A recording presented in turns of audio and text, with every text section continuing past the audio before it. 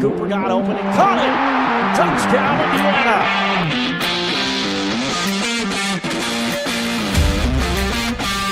Going up the middle is Omar Cooper, and he'll walk into the end zone.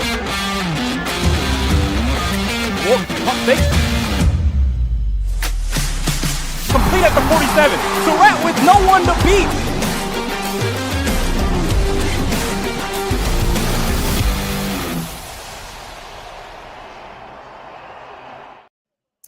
Hello and welcome to Crimson Kickoff. Episode 3 is coming to you live here from the rooftop suites at Merchants Bank Field here at Memorial Stadium. Hello and welcome in. I'm Joe Cronin, back in the saddle, my return from IR alongside Thomas Crow, Graham Nash, and our whole student production team. The Indiana Hoosiers, they're 2-0 on this young season, have Indiana State on Friday. That's a Friday night lights, a little weird for college football. They're 2-0 though, coming off that 56-9 win over the Kennesaw State Owls. And Thomas, it was a night and day difference from the offense for the Hoosiers from week 1 to week 2.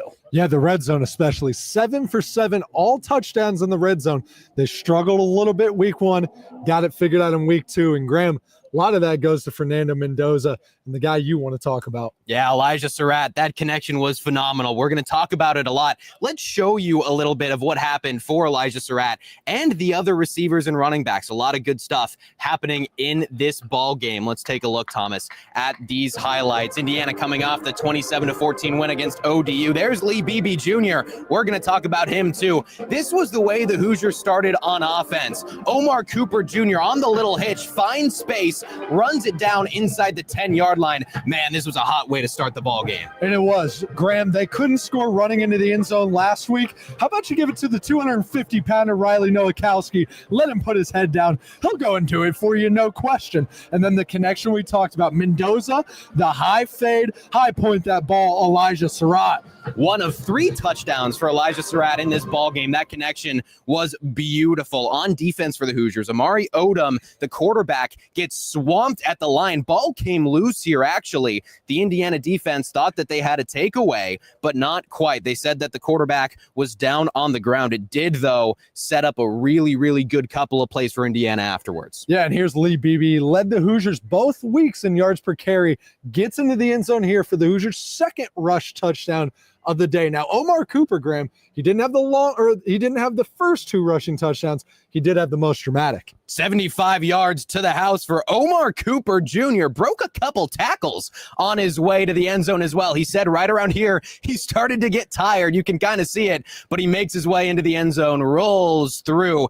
36-9 Hoosiers at this point. It might have been 75 yards of actual yardage. It was a lot more running than that. You know who didn't have to run too far on that wide open touchdown? Elijah Surratt ended the game with 3. Fernando Mendoza ended the game with 4. Kurt Signetti advances to 2-0 as the coach of the Indiana Hoosiers for the second straight year. Guys, you can see the side-by-side stats right here. Indiana just shy of 600 total yards of offense. Second time this season, they've gone over 500. And also the second time this season, they've gone over 300 yards on the ground. The ground game is moving. That 3-back system is working pretty much to perfection in the first 2 games so far. But let's talk about Fernando Mendoza. He had himself a fantastic bounce-back game from that week 1 performance against Old Dominion. He really did. He looked like a totally different player. He was comfortable, calm in the pocket, delivering throws on the mark. That throw there to Omar Cooper Jr. I thought was brilliant. It was right on time. Didn't look very flashy, but just delivering that ball on time allowed Omar Cooper to get free, create space. Same with this one. You mentioned it, the high point.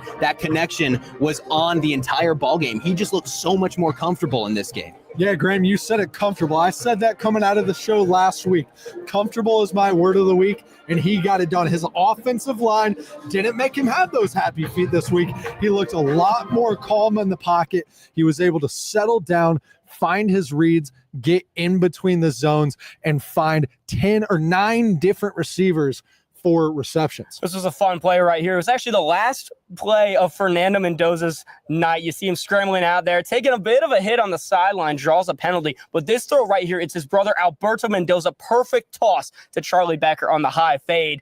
That is the FM to AM connection right there. Alberto Mendoza's first touchdown pass of the 2025 season. And this is a fun stat for you. This is the first pair of brothers to ever throw a touchdown pass in a game since 2015. This is a name from the NFL. Brandon Allen and his brother brother Austin Allen out of Arkansas. They were the last to do it in 2015. That was just such a special moment. You could see the emotion that Fernando had when his brother Alberto tossed that pass to Becker. Yeah, he was just overjoyed. He had this huge smile from ear to ear, just walking down the sideline, clapping, celebrating. Alberto was also very hyped. It was a fun moment. And they're the first brother duo to do it in Big Ten, the Big Ten Conference. They're etching their names. They did etch their names in Big Ten history on that game. And how about Charlie Becker, the sophomore Tennessee native, gets his first receiving touchdown of his career. He had a rushing touchdown last year against Western Illinois.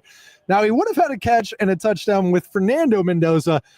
A little bit of a questionable OP, offensive pass interference, negates it. But how about we go to Alberto instead? Great moment for Charlie Becker also. We talked about Fernando's performance on the day. Let's take a look at the side-by-side from week 1 to week 2, and you can clearly see the stats are showing that he was a lot more comfortable. And I think that's just the name of the game, 72% completion, and, of course, the 4 touchdown tosses. Yeah, that completion percentage is what I'm looking at. I mean, Fernando Mendoza, known for that at Cal Berkeley, right? Program's all-time leader in completion percentage. He said after that game that he felt like he went into the first week of the season maybe trying to show everything off a little bit too much. He wanted to show these Indiana Hoosier fans what he was capable of. When he settled down, he did just that. Graham, our job would have been too easy last week if all we said was, yeah, he was nervous. It was his first time here. It was his first game as a Hoosier. He said it himself after this game on Saturday. He was nervous. Obviously, he was nervous. It was his first game. He was able to settle down, get comfortable in the pocket, have that connection with his offensive lineman, and the result is what the result is, 245 yards and 4 touchdowns. Got some good vibes here at Merchants Bank Field at Memorial Stadium. The marching band practicing for tomorrow night's game against Indiana State. But Indiana Hoosiers are 22 in the most recent AP poll. This is the 3rd consecutive week they've been ranked in the top 25. And this is the first time since, get this, 1968 that they've been ranked in the first 3 AP polls. Kurt Signetti in year 2 continues to make history for those Hoosiers. Want to talk about another guy before we go to break, though. Wide receiver Elijah Surratt. You want to talk about bounce-back games. He had 1 of 1, 9 receptions, 96 yards, 3 touchdowns. He was just having himself a day. We saw the touchdowns earlier, but let's take a look at Surratt's day. Yeah, it was unbelievable. I mean, 3 receiving touchdowns in the same game, the 3rd time he's done it in his career. First Hoosier to do it since 2020. He was everywhere. I mean, nicknamed Waffle House for a reason, right? This guy was truly open 24/7. And coming after a really quiet week 1 game, this was exactly what Hoosier fans needed to see. Well, and Graham, it was kind of a 2 touchdowns were pretty easy, pretty wide open. But the one that impressed me was the high point fade. We've seen the play 3 times now. That's how impressed we've been with that play. They tried to get that working in week 1, and I think they didn't succeed at least twice on it. It was really good for Indiana to get success on that play. Surratt is a physical kind of jump ball guy in the red zone. And if Fernando Mendoza can put the ball on him in good spots, that's going to be a connection come Big Ten play that no corner is going to want to have fun with. That second touchdown, a big shout out there to Mike Shanahan, the offensive coordinator, just drawing up the little in and out motion. Surratt was wide open. I mean, the defensive back on Kennesaw State was just absolutely lost. We're going to send it to break, though, because I was able to catch up with Elijah Surratt, the man we're talking about, Mr. Waffle House, on his week 2 performance and moving on into week 3. Don't go anywhere. All right, I'm here with wide receiver Elijah Surratt. Elijah, 2 games down. How have you seen this team kind of grow from week 1 or even back into fall camp to now? Yeah, major strides. We're nowhere where we want to be, but we definitely major strides just from spring ball to camp to now. Week 1 was a little slow. We left some plays out there, but we got back in that film room, got back on the practice fields, and continue to go to work and continue to get better at the things that we need to get better at, and that's what we're still trying to do now. On Saturday, you talked a lot about how your performance was on executing through the offense, but 3 touchdowns. How does that feel? Man, it feels great. Ain't no better feeling than getting in that end zone, so it was a great feeling for sure. How much confidence does a game like that early on build for you, and how important is it to gain confidence so early in the season? I feel it builds a lot of confidence. Just for allowing the coaches to put me in positions to get the ball, I appreciate that, and it just makes me want to play hard and makes me want to go out there this Saturday and do the same thing, even better. Now, I know you've talked about it before, but 4 quarterbacks in 4 years, you've had to adjust before. What stands out about your guy, Fernando Mendoza, right now? He's just a dog, one of the best quarterbacks in the nation. His arm talent is just effortless. He can flick a ball 50 yards, and then he's a dog out there on the field, and that's what you want to be around. He's a leader, he's a dog, and that's my quarterback.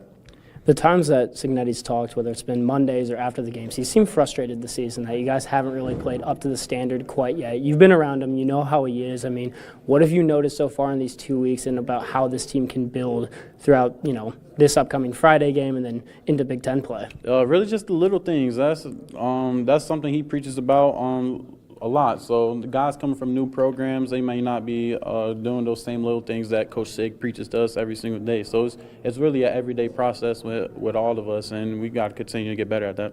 With the game on Friday, Indiana State, how important is it to have clean football being played in this final non-conference game? Because once that's finished, the road gets tougher from there. Mm-hmm. Yeah, it's very important. We're on national TV. We want to go out there and put on a show. Just for us, for everybody watching, we want to play clean football and play Indiana football. Elijah, thank you so much. Best of luck this Appreciate season. You, my guy. Thanks. Welcome back into Crimson Kickoff. Elijah Surratt, always a great quote, great guy to talk to. I mean, a lot of poise from that wide receiver right there. Always has a lot to say. And, I mean, the talent, just you can tell that this guy wants to work hard. And he's very humble, too. Coming from St. Francis in his first year, playing FCS ball, worked his way up the rankings. You said it, third time in his career with 3 touchdowns. And he's done it with all 3 teams he's played at. Pretty phenomenal. And he's done it with a different quarterback every true. time. We talked about it in week 1, 4 years of college football, 4 different quarterbacks. That still amazes me. We were able to ask him about that. And, he's just one of those guys that seems to be able to lock in, focus at on the task at hand. And it's helped that he's done it every year. He's now very poised to do so with Fernando Mendoza. Slow start week 1 with the connection with Mendoza. Week 2, 13 targets, 9 receptions. I think they have it figured out, guys. We're going to take a full dive into the offense during this block, and that starts with the ground game. Mentioned it a bit at the start of the show. Over 300 yards in both games so far. 315 was the exact number of yardage on the ground. Lee Beebe Jr., that's the guy I want to highlight. 11 carries, 90 yards. He hasn't amassed 90 yards since last season when he was over at UAB. That's the 4th highest yard total of his career. You see the touchdown, the little scamper in there. His first touchdown as a Hoosier. And what a bounce back for him after his week 1 fumble. Yeah, I'm just so impressed with his vision on this play. Look at him hit the hole, and then his verticality on the run. He's not worried about that defender. He knows he has the speed to get to the end zone. He's a physical back, but he just runs so well with his eyes. That's such an important thing for a running back to do, especially when you have so many pulling guards and centers in this offense. It takes so long for him to make first contact. Mm-hmm. The first defensive player to hit him always feels like it's at least 5 yards far from the line of scrimmage. He's so good at, like you said, getting downhill, finding that space, using his eye. But then even when guys do finally hit him, I've been impressed with the way he's fought through that a couple of times. We've really seen him just kind of run over a few dudes to fight for a couple extra yards. And you mentioned it a little bit earlier, Thomas, the fact that he led in yards per carry in both games, despite that slow start with the fumble, is just eye-opening, honestly. It is very interesting what the kind of workload to be expected out of Lee Beebe Jr. once the Big Ten season starts to get going, because what we've noticed from Roman Hemby is this guy is good. He's got a lot of pop, a lot of explosiveness to him, but I was really impressed by Beebe's ability. He was so patient right around the line of scrimmage where all his blockers, he wasn't just forcing himself into a gap. He was patient, break into that second level, and like you said, he's falling forward. He's hitting a guy and falling forward as he does it, and that's something any coach likes to see. Well, last week, Graham, you called Roman Hemley and Kalon Black Sonic and Knuckles, similar to Montgomery and Gibbs. How does BB fit into all this? I don't know what character he would be, but another week. Dr. Eggman? Okay, whatever you say. I don't follow the series, but I like it. Whatever you say. Joe knows the lore of Sonic. Just a little bit. Just enough for Crimson Kickoff. But you're right, guys. A 3-headed monster at that running back position. BB 11 carries, Hemby 9, and Kalon Black 10. All guys amassing 50-plus yards. You know how you make Fernando Mendoza's job easier? Run for 300 yards 2 straight weeks. Yep. And the wide receivers. I mean, that was something that Elijah Surratt said as well. He was like, hey, the more that they're running, the better it is for me, because then those play action opportunities just become a little bit more important. The defense bites on it a little bit. They're expecting Lee Beebe Jr. to go downhill, barrel his way through a guy and find space. That's the case with all three of those running backs. Yeah, and then on the ground, there was a guy in this week 2 game, Omar Cooper Jr. He touched the ball 2 times in the game, 1 reception, 1 carry, 115 total yards. That's the most all-purpose yards anybody had for Indiana in week 2. He only had 2 touches on the game, like I mentioned earlier. We've seen this hitch route and just the patience to know that the guy is coming on his outside to spin in, and then the wheels. You see him just burning down that sideline. Omar Cooper Jr., this is a special player. And again, 2 touches, 115 yards. That's just remarkable. Yeah, we can't get to the Omar Cooper his touchdown without talking about Jabari Sharp and getting kind of burned on a play and getting back into it, forcing a fumble, and then the place erupted on this play. How did he stay in bounds, Graham? Dude, I don't know. He broke like 8 tackles too. Like so many guys, it looked like he was going to get brought down by his shoestrings a couple times, and he managed to stay on his feet. He's just kind of one of those guys. He's very built. The dude is built, and so he can just stay balanced better than anyone that I've seen on this team. He's just so explosive, so good. And another part to add to that is Riley Nowakowski and the rest of the receivers blocking downfield. None of that happens for Omar Cooper without the blocking downfield. You can have the speed, you can have the elusiveness, but if you don't have big fellas down there pushing guys out of bounds for 70 yards, none of it matters. We see Nowakowski getting his money's worth on the TD. Does he block that hard if he doesn't get the touchdown earlier?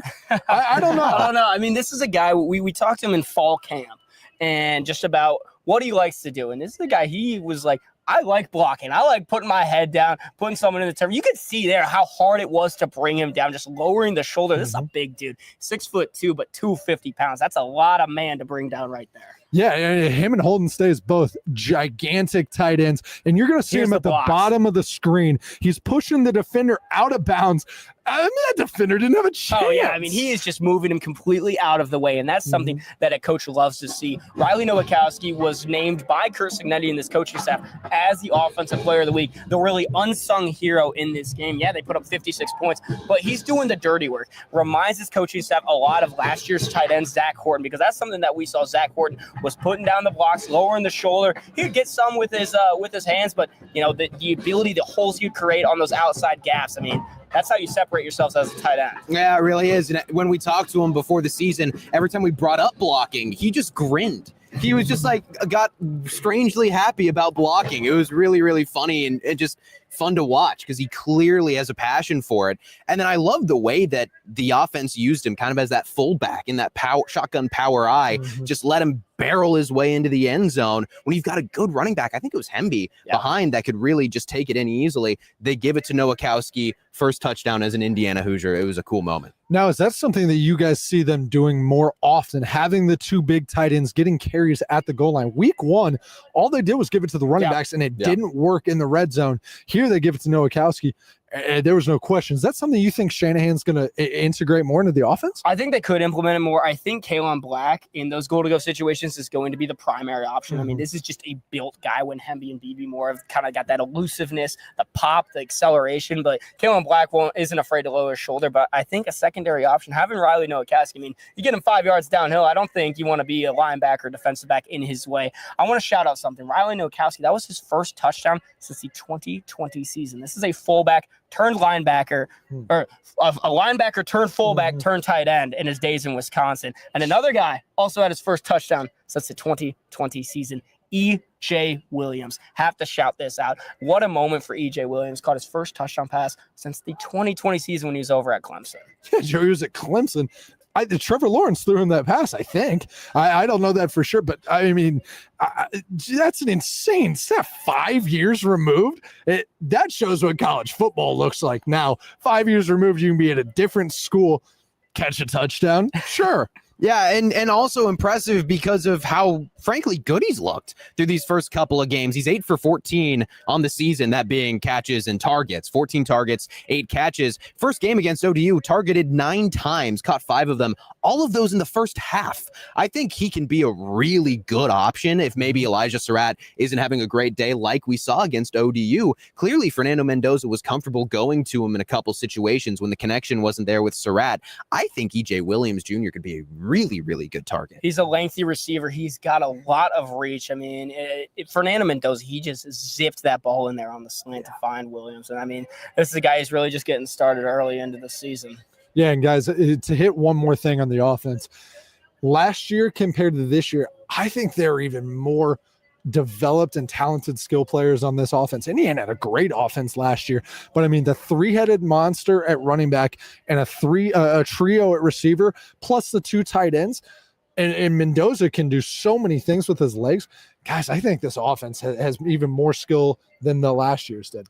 There's a lot of talent on that outside. That running back room is very deep. The offensive line, those are some physical guys up front. But I think it's time we crown our Offensive Player of the Week, brought to you by Crimson Kickoff. And I think it's a unanimous decision here. The man with 3 touchdowns, the man they call Mr. Waffle House, Elijah Surratt, Crimson Kickoff's Offensive Player of the Week for that 9-reception, 96-yard, and 3-touchdown game. I mean, we saw the highlights already, but just again to pinpoint on the performance that Surratt had. Yeah, I mean, you look at the numbers, hard to go against the numbers, right? But watching how tactical he was just picking this defense apart piece by piece. Man coverage, zone coverage. He found ways to get open. Waffle House. I mean, they call him that for a reason, right? He just found ways to get open, especially in the end zone. Look at how far away the defense is. Just fools everybody and pretty much every coverage. It was a phenomenal performance. And guys, for me, it's not that you have to worry about this with him. He's an experienced guy,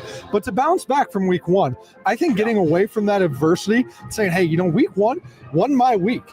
Doesn't matter this week. I'm going to go out. I'm going to have 9 catches. I'm going to have 97 yards. I'm going to get in the end zone 3 times. That's how you bounce back from adversity, and that just shows how Surratt is as a player. In his 15th game repping the cream and crimson, Elijah Surratt had his 3rd multi-touchdown game for the Hoosiers, his 4th of his FBS career. The last time he had 2 or more touchdowns was against the Purdue Boilermakers at 66-0 routing here in Bloomington. But Elijah Surratt, Offensive Player of the Week. But I can't say we do have to shout out. We already shouted out again. Riley Nowakowski was named by the team Offensive Player of the Week, and we talked about his blocking, and that's a guy that might be versatile on his blocking and his ability to get downfield.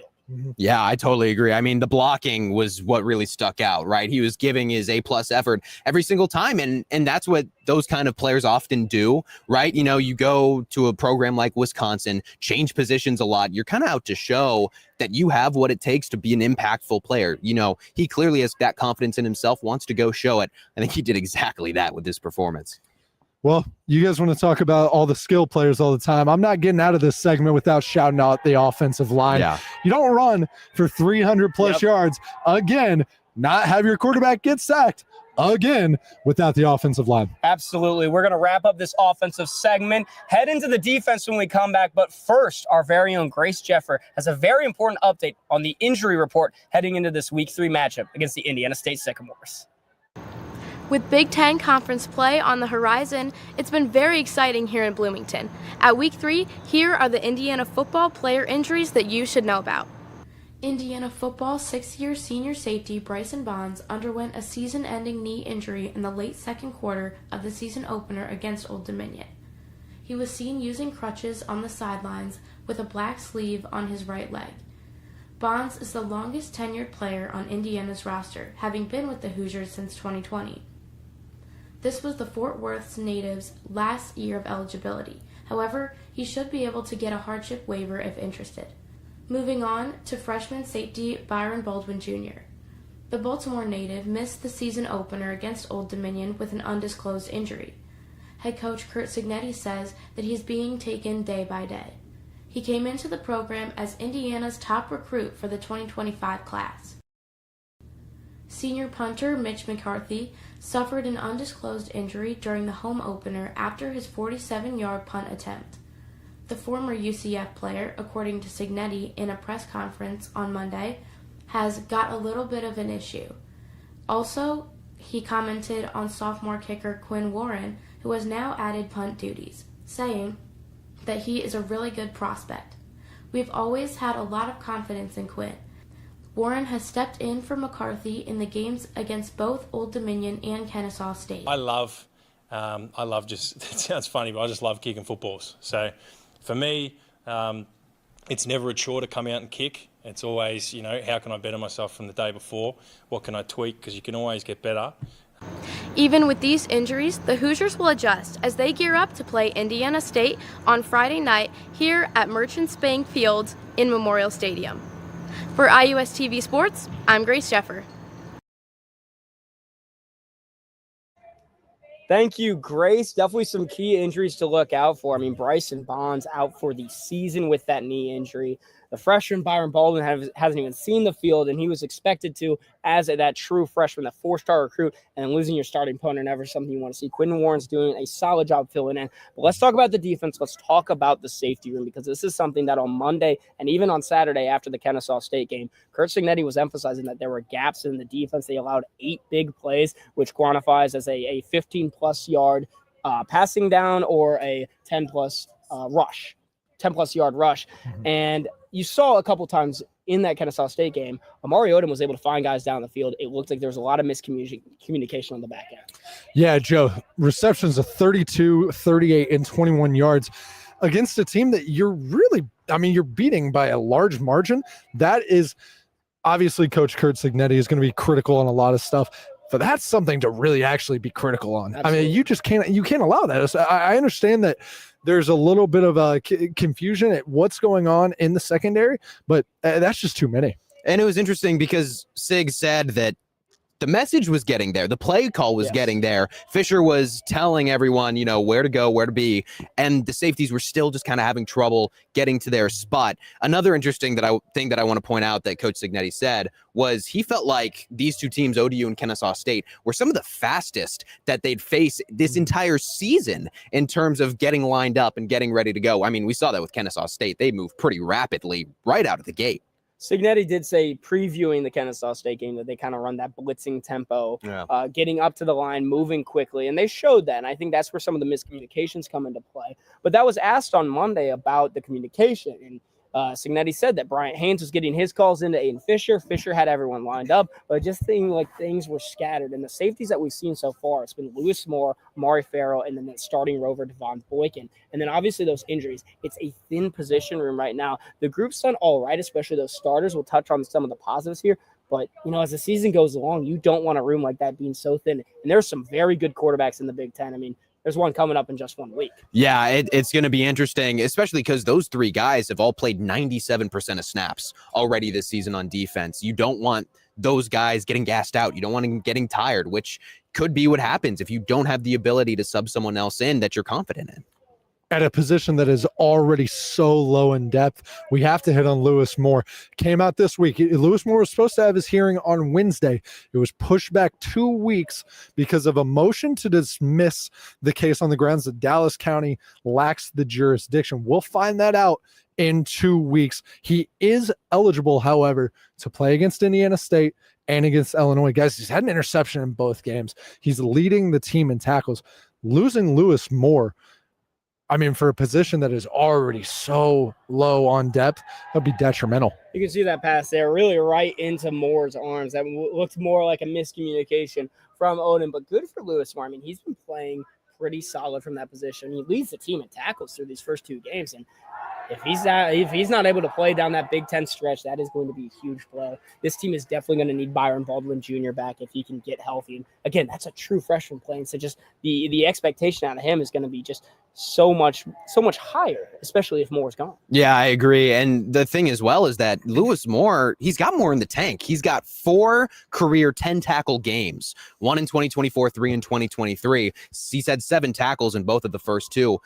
Taking that kind of player out or not being able to play that kind of player and subbing in a true freshman, there is the potential for a big swing there, right? Definitely an experience, maybe even in talent and just development with the game of football. Not something that you necessarily want to do when it comes to Big Ten play. Now, throughout some of the defensive performance of this game, I think the highlight comes from the defensive line in that linebacker room. This was an Indiana team that was swarming the backfield of the Owls. It seems like they just made a second home in there. That right there is Tyree Tucker. I mean, the celebration says it all. And then Kellen Wyatt, what a game he had.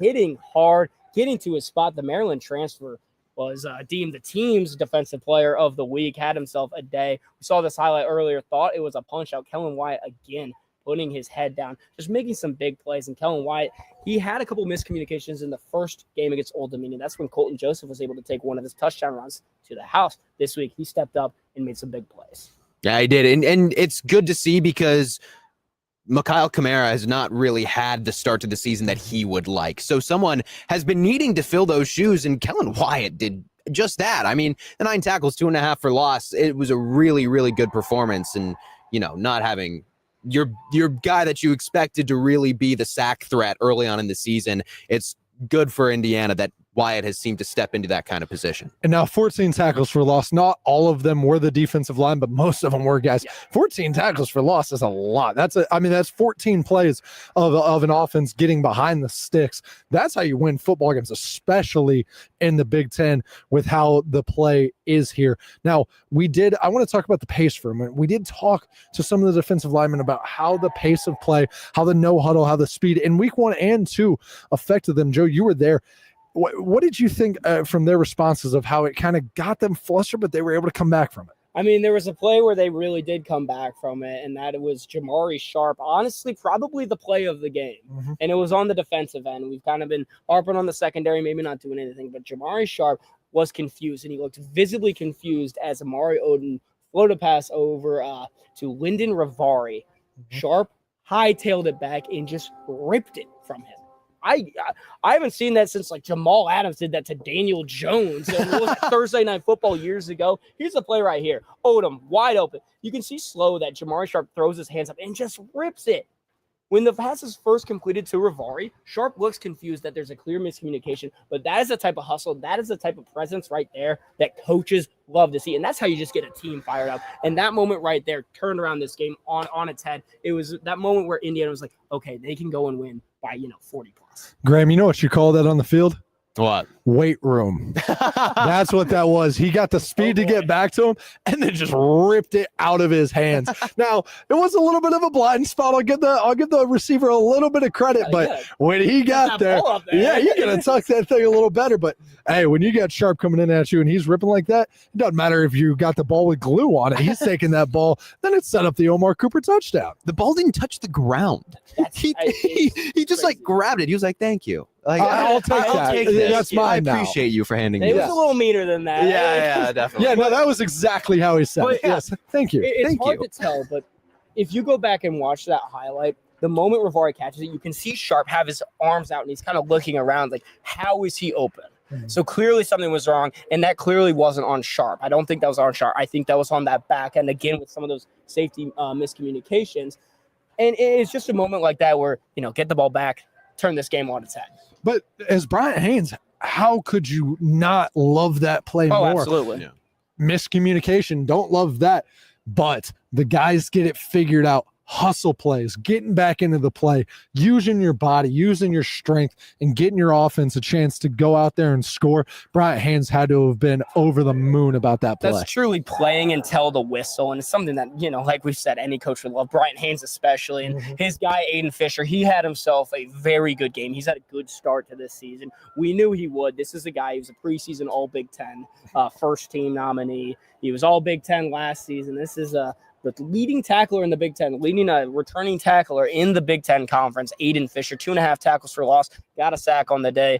This guy looks good, and he looks like he can find his way into the backfield. Yeah, he's looking quick, and the big thing that I've noticed a little bit of is that Indiana's using him in a bit of a different way. They're putting him on the line of scrimmage, and we've got some numbers behind this. Snaps, if you look at his snaps on the line of scrimmage in 2023 and 2024, 2.2 per game. That dates back to his sophomore season at James Madison. through 2 games, he's averaging 7 snaps on the line of scrimmage per game. All have been typically on the edge. And big shout out to Taylor Lehman of Bite Size Bison for helping us get that information. Very, very cool. But I think that's a very interesting thing to look at, is how they're using Aiden Fisher this season, putting him on the edge, letting him pass rush a little bit. Didn't see much of that last year. Graham, he talks about after the game, paying attention. It's not the big things anymore. He's been here long enough. He feels even better than he did last year, being in the system even longer. He's talking about the little things, being on the line of scrimmage, being in zones, getting to running backs quicker. For me, it's the leadership. I mean, it's so cool to watch Aiden Fisher on the field doing the signals. I mean, it looks crazy out there when he's calling the plays, but right when it's time to get rolling, he gets in that spot, and when he gets lined up in that linebacker stance, I'm not going on the other side of him. He's fast. I wish we could have seen. He does. I wish we could have seen him and Pat Coogan go against each other, and that would have been so fun to watch. They did talk about how they had their battles throughout fall camp. But now I think it's time for our Crimson Kickoff Defensive Player of the Week. My vote is Kellen Wyatt. I think he had a great day on the edge. A great second game as a Hoosier. This is a Maryland transfer, one of 2 Maryland transfers, along with Roman Hemden, but Kellen Wyatt. Absolutely fantastic game in that week 2 performance against Kennesaw State. Yeah, I couldn't agree more. Aiden Fisher, I thought that maybe there was a case, definitely a case. I mean, Aiden Fisher getting that sack kind of is what pushed him towards the position of maybe getting Defensive Player of the Week. But I mean, you said it, Kellen Wyatt, 9 tackles, 4 unassisted, really just dominated on the edge. It was a really, really fun performance to watch. Those guys combined for 16 tackles, 5 tackles for loss. They're living in the backfield. Do we have to just give it to one guy? Can we compromise? All right. At least Aiden Fisher can have the Thomas Crow Crimson Kickoff Defensive Player of the Week. You guys go with Kellen Wyatt. New segment. I will say with Kellen Wyatt, the 2.5 tackles for loss, he's only done that 3 times in his career. Wow. The last time he did it was back in his Maryland days. It was like week 1, week 2 against Michigan State on September 7th of last season. So Kellen Wyatt finding a new home in that Kennesaw State Owls backfield. We're going to wrap up our defensive segment. It's time to preview the game that happens tomorrow night. Friday Night Lights here at Merchants Bank Field at Memorial Stadium. Indiana State Sycamores are in town here in Bloomington. Our very own Brooks White has the preview. Hoosier Nation, want a smarter take on IU sports? Then check out Crimson Cast, your go-to podcast for Indiana football, basketball, and beyond. Hosts Galen Clavio and Scott Caulfield bring you game previews, instant reactions, history, and context to make Indiana sports come alive. From the biggest moments on the field to the storylines shaping the future, Crimson Cast keeps you informed and connected. And after years of saying bring back the Bison, IU actually did it. So if IU listens to Crimson Cast, maybe you should too. Just search Crimson Cast on Spotify, Apple Podcasts, or YouTube. Welcome back in. Before we get into the things about Indiana State, we're going to send it to our guy, Brooks White. He's got the preview on the Indiana State Sycamores.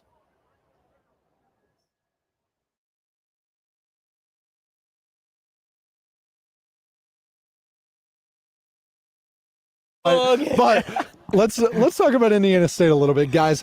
Indiana rivalry a little bit. This is the first time though that they haven't played each other in week 1. You were just telling me earlier, Joe. I think that was Graham who had this. Yeah, right there. man. Come on, that's on me, Graham. That's on me. Man.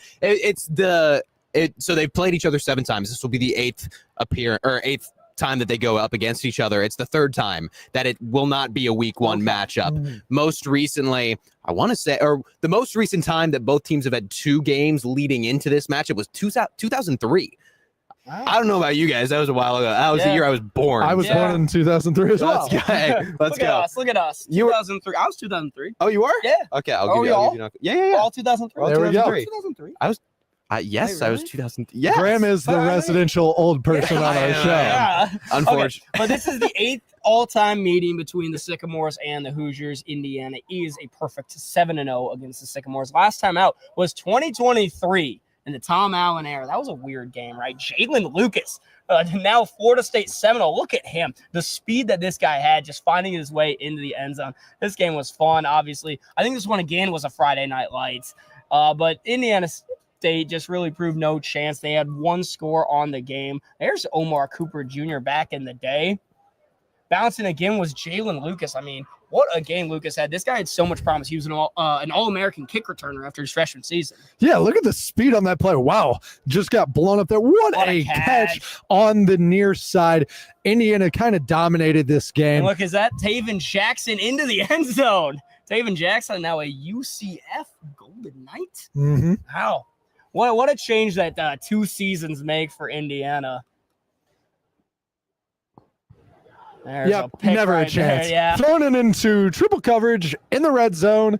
Probably not the best decision on that play. Just an interesting game overall. Obviously, when you see an FCS opponent, there's the scoop and score from the Sycamores. Look at the speed. Taven Jackson trying to get back there, can't quite do it. But let's dive in a little bit now to the modern day. We can see these last couple scores of the 2023 game. That was the last time these two teams faced each other. And now we're going to send it. Brooks White package. We got it running. Let's hear from him. Only about 58 miles separate Bloomington and Terre Haute, but Indiana State is hoping to close a much bigger gap on the field Friday night. The Sycamores come in at 2-0 after wins over McKendree and Eastern Illinois, leaning on an offense that's been both balanced and efficient. Quarterback Elijah Owens has been sharp, completing over 75% of his throws for 317 yards and 3 touchdowns, while also adding more than 100 yards on the ground. Running back Ples Lawrence has been the tone setter with 143 rushing yards and 3 scores. He's also the team's leading receiver with 111 yards through the air. Wideout Rashad Rochelle adds another weapon on the perimeter with 9 catches for 105 yards and a touchdown. Defensively, the Sycamores are still young but disruptive. Defensive back Kamal Clark leads the team with 24 tackles, while Jaden Childers and Logan Wilson have already combined for 4 sacks up front. Indiana State forced 3 turnovers in its first 2 games, and that pass rush will have to set the tone if they want to slow down Indiana's offense. For Kurt Mallory's program, now in his 9th season, this short in-state trip is more than just about geography. Coming off a 4-8 season, this is the kind of matchup that serves as a measuring stick to see if the Sycamores can compete with FBS competition. All right, let's take a look at the 2025 Indiana State Sycamores. They are 2-0. In 2025. The last time they did that was 1986. They are led by head coach Kurt Mallory. That last name does sound familiar. He is the youngest son of former IU head coach, the late Bill Mallory. Bill spent 13 seasons as the Indiana head coach from 1984 to 1996. He is the last head coach of the Indiana Hoosiers to win a bowl game. That was 1991, and the Copper Bowl, a win over Baylor University. Our executive director, Galen Clavio, is cheesing that I know all this information off the top of my head. I got my notes with me, though. But Indiana State, they're playing a lot better ball than they have ever. I mean, when Kurt Mallory inherited this team, his first season was 0-11. They're playing some solid ball in FCS play. Obviously, they are 0-20 all-time against Big Ten teams, but if there's anything that Kirk Cignetti and the Hoosiers do, they do not overlook opponents. Yeah, you're 100% right, Joe. 0-11 coming in for Kurt Mallory kind of sounds like Kurt Cignetti, inheriting not a very good team, turning it around. A lot of respect between these two programs and these two coaches. It's going to be a good matchup on Friday. Now, you can kind of assume potentially what might happen, but nonetheless, Indiana State, the Sycamores, they're going to come in here and fight. Yeah, they are. It's a bit of trouble in paradise, though, despite the 2-0 start.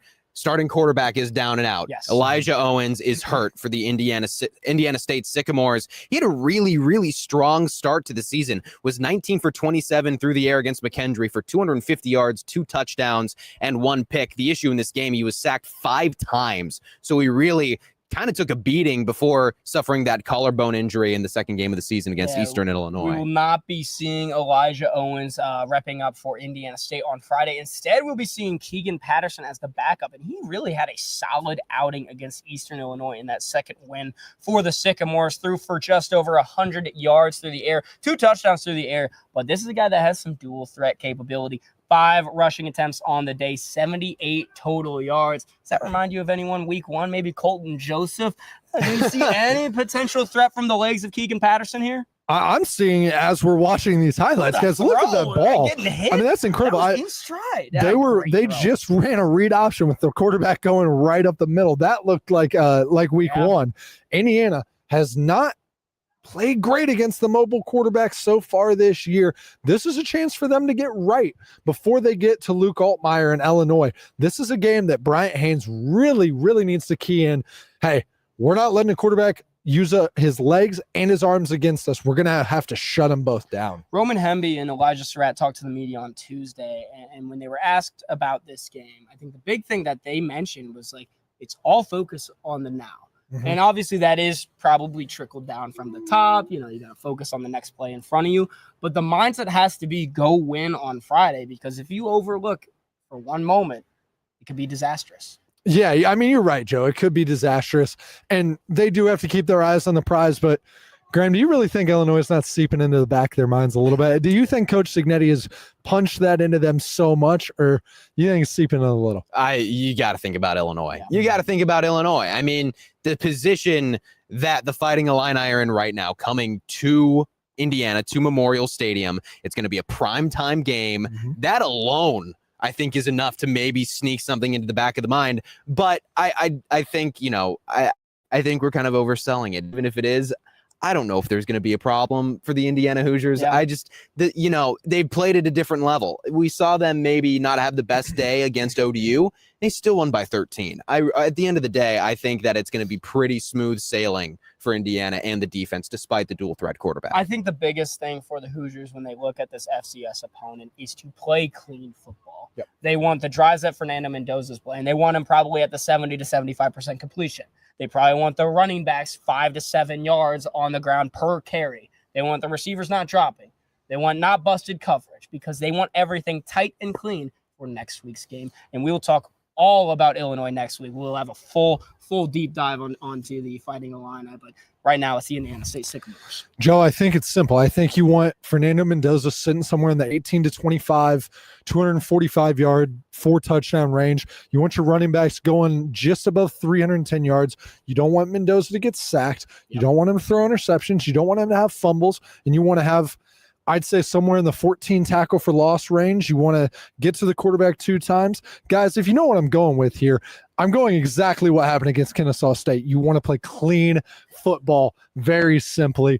And look at this towel. So we did get a courtesy towel reveal. This is the towel that is being brought out. Look at that design right there. Chop Sycamores. Chop the Sycamores. Chop the Sycamores. Great drawing. Is that Kurt Cignetti? That is Kurt Cignetti. Kurt Cignetti with an axe. With an axe. Got Hoosier the Bison right there. I mean, let's talk about that a little bit. What are your crowd expectations? Because 6:30 p.m. kickoff. Big Ten Network's got the call. 6:30 on a Friday. I can't imagine that is anything special of a crowd, especially the fact, Kennesaw State was not that good of a crowd.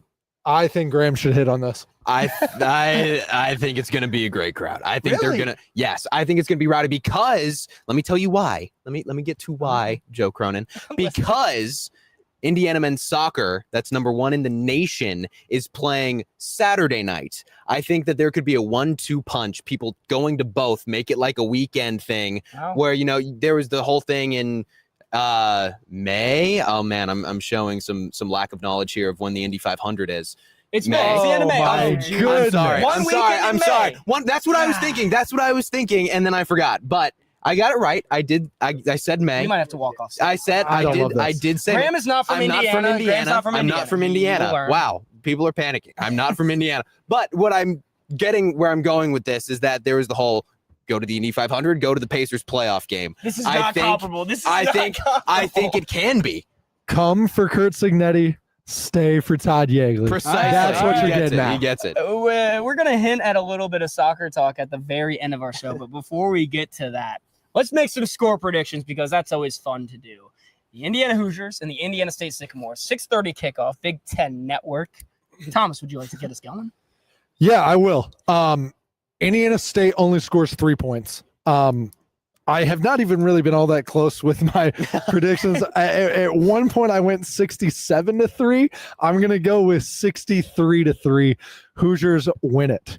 So obviously predictions are very hard, but I would say the one prediction I got right was Old Dominion was going to score first. And you guys gave me a shout out last week. That was crazy. We did it. I got to pat myself on the back for that one. My prediction, I think Indiana takes care of business pretty handily. 59-3 is the final score. I don't think it's as big of a rout as last year's FCS opponent against Western Illinois, because that was 77. I mean, 11 touchdowns. You'd never see something like that. Yeah, I agree. I don't think it's going to quite be 77. I'll also say I have not been very close with my picks either. I haven't been very good. The place that I've missed is that I've gotten the opponent's score. I've gotten the opponent's score wrong drastically. So I'm going to say 52-6. Right. I think that the Sycamores, I'm going with your strategy from last week, either 2 field goals or a touchdown and a missed extra point. I like it a lot. The California boy catches on. I'm learning something. We'll teach about the Indy 500 next. I clearly have to go. I have to go now. We're making this a problem. 52 points for IU. I agree. I don't think it's going to be quite the same routing, but I think it's going to be a very convincing win. So we are not quite leaving, though, because before we head out, our very own Mary Kate Sullivan of IU Women's Soccer, she's going to share a personal culinary experience. Don't go anywhere. Whether it's on Kirkwood or in the stadium, Everbowl is fueling Hoosier athletes and fans alike. So we actually have 2 booths for Everbowl at Memorial Stadium, one at Section 5, one at Section 15, and what an amazing way to have people come in the hubbub of the stadium to grab an Everbowl, to grab a healthy snack there. Both Memorial Stadium and the Everbowl stands are packed on game days.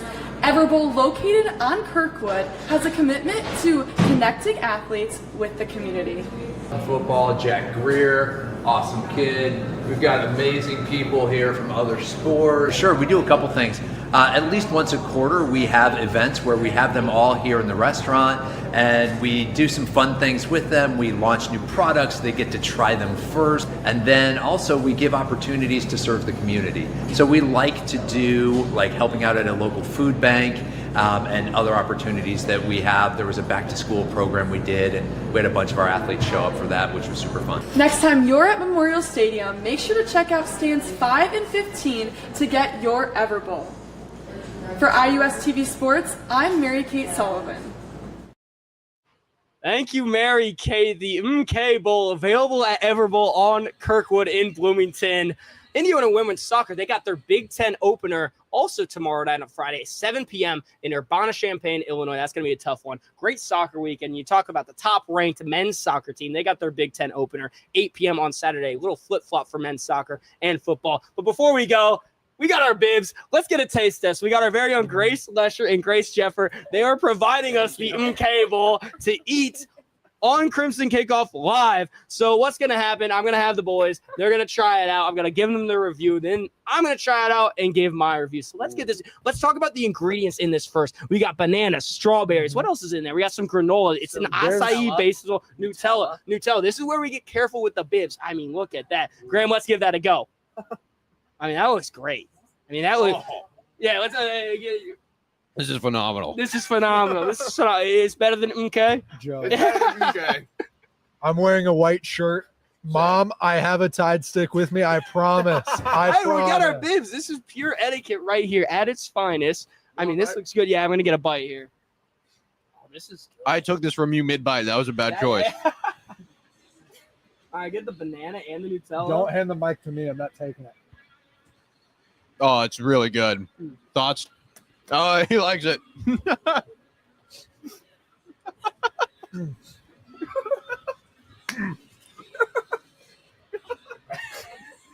Sorry.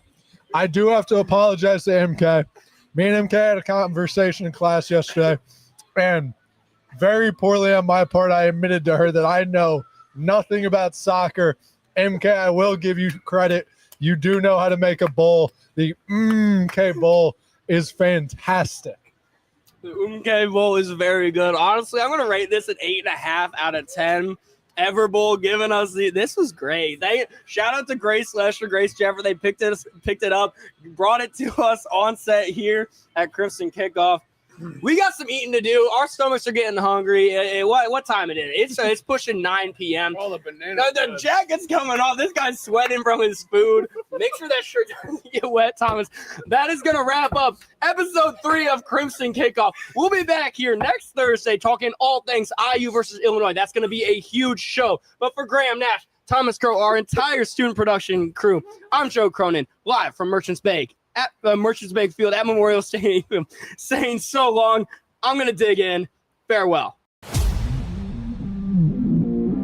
Cooper got open and caught it. Touchdown, Indiana.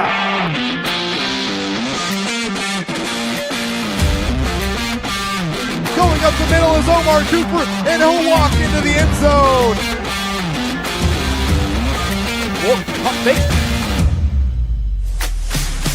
Complete at the 47. Surratt with no one to beat.